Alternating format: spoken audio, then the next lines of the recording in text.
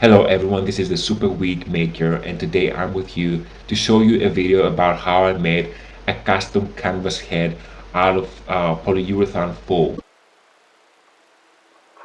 This is the mold of my head. I have roughly marked where my hair starts and stops. Of course it lifted a little bit now. And right here you're seeing I'm gonna put the head mold somewhere to be held upside down and make sure that it's not going to get deformed by the expansion of the foam. I'm just going to stuff it a little bit. And this is the polyurethane foam that I'm going to use. This is a big bottle. I don't need all that much. And right now you see that I'm putting it in a circular motion, making sure that it will touch the base. I would go ahead and fill the center, but thank God I didn't. I was gonna do it later, so as to make sure that it's gonna set, and then I'm gonna put the center. But I'm gonna show you something, and you will be amazed by how much this foam expands. I'm gonna put like 4 times faster the speed. And you can see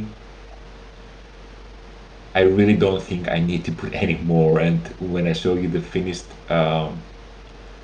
result, you're gonna see that it was like too much.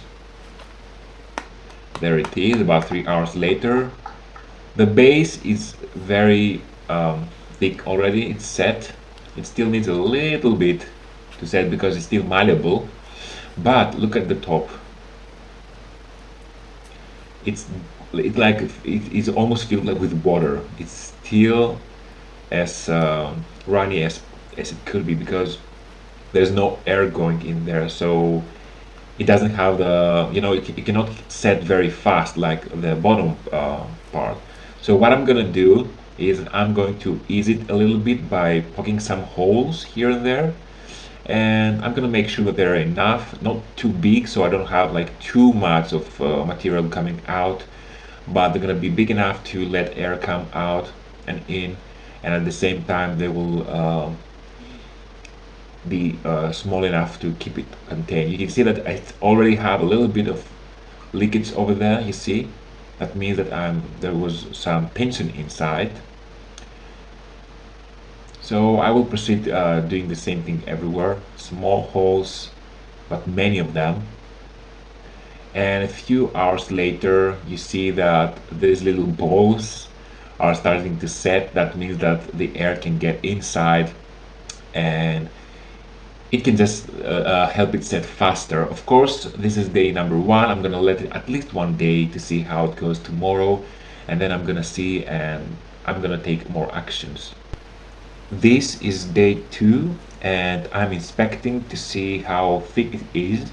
It's fairly thicker than the first day, of course, and I'm inspecting to see if there are any spots still very malleable, which means that they still need more air to set better. So I'm gonna drip more holes, and I'm gonna show you a funny fact about that. When I was painting spots that they needed to be more set because they were still wet, there was a sizzling sound, and I'm going to show you a couple of times that the sound was so strong that the camera actually got it. So I'm not going to talk on this one, you're going to listen to that, so stay tuned to see that.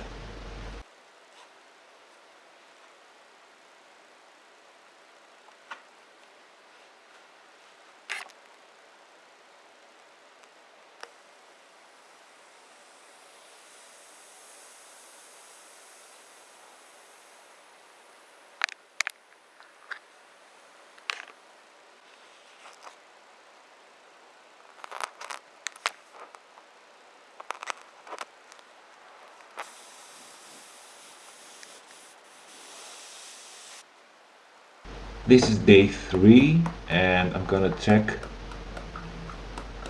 Everything looks set enough. Yeah, that's good.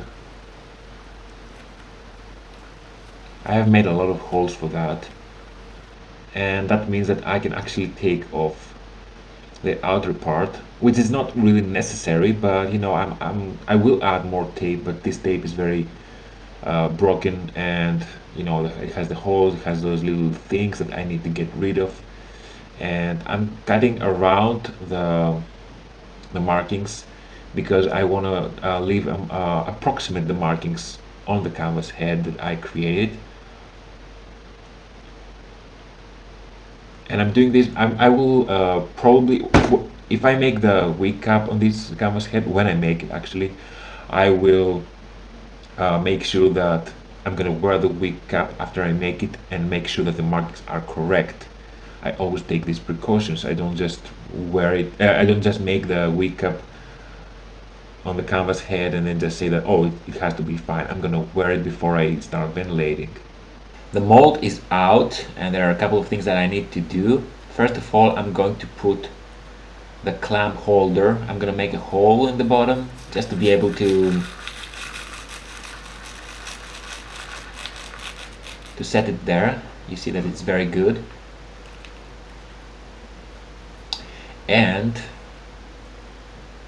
I see that there are a few holes that when I was depositing the foam, I didn't make a good job there putting the foam right in the sides of the mold, so that actually created a few holes. And now I'm gonna put some tape on top of it that will resemble the initial head mold, but it's not gonna be so too much too thick. It's just gonna be a single layer of tapes, and I'm going to fast forward this part.